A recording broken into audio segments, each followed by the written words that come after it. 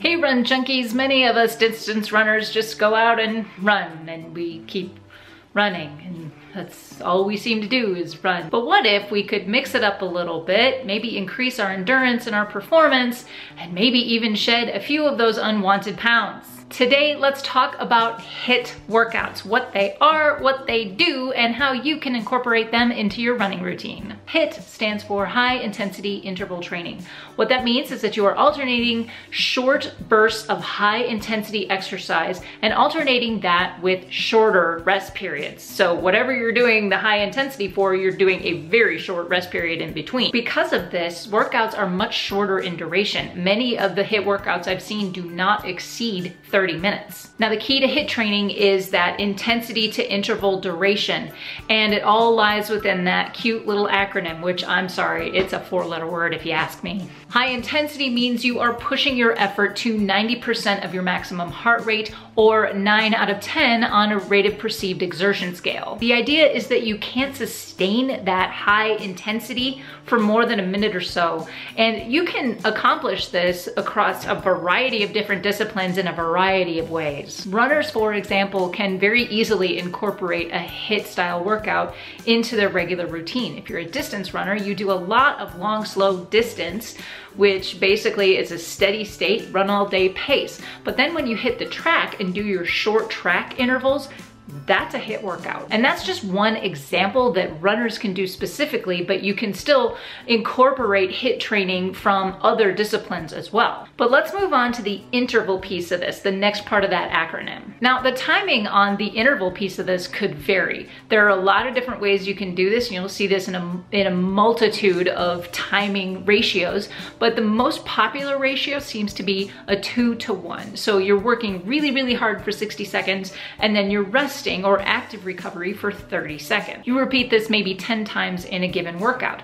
Now, let's talk really quickly about what recovery means. More often than not, the HIIT cycles that I've seen, it's not just standing around in recovery. Sometimes it's an easy jog or a brisk walk. Sometimes it's holding a plank, but it's something that allows your heart rate to come back down just a little bit before you ramp it back up again into the high intensity. Okay, so what does HIIT training do? I mean, what's it for? Well, in a nutshell, it's a lot. There is a lot of bang for your buck in this type of workout. You burn more calories in less time. You burn more fat during the workout. It conditions your heart to work more efficiently and effectively, allowing it to increase in heart rate and decrease faster, more efficiently, making your whole cardiovascular system healthier. But there are a couple of other benefits that I want to mention here that I think are kind of the magic of HIIT training. Because of the properties of this type of workout, high intensity, short rest, repeated over and over again, this creates what many call the afterburn effect. It's also known as excess post-exercise oxygen consumption,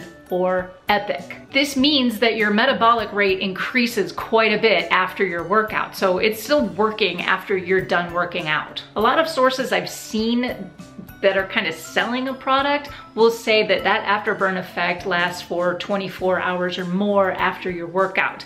But the science seems to suggest that it might be up to 10 hours. I've left a lot of links in the description below with more information about what this phenomenon is. I still think regardless of how long that afterburn effect is going, this is still a great workout. Another benefit, especially if you are a distance runner like me, is that HIIT training incorporated into your running routine might help you increase your endurance and performance. So if you are a steady state runner and you go out for your long runs, this is a really great way to increase that endurance so you can run farther and possibly even faster because you are working some pretty strong muscles. Okay, so how do you incorporate these into your training? I mean, they sound amazing, right? Why don't I just substitute all of my runs with HIIT training? No, these are super intense workouts, and a lot of the research says that you should do maybe 1, maybe 2 a week until you're kind of used to it. But because they require so much recovery afterward, you want to be careful where you place those in your running routines. You wouldn't add them in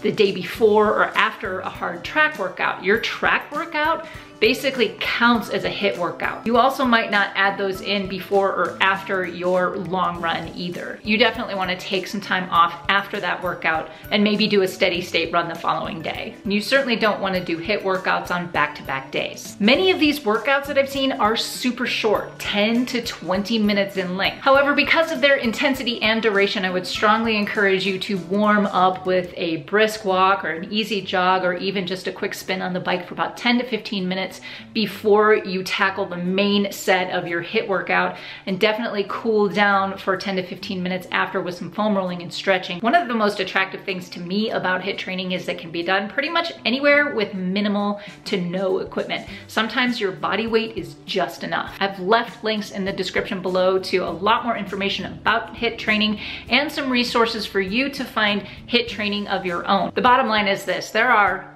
almost no bad things about incorporating HIIT workouts into your regular running routine as long as you are doing this correctly. And I say almost because, you know, it's a very short period of time that you're hating yourself and everything around you, right?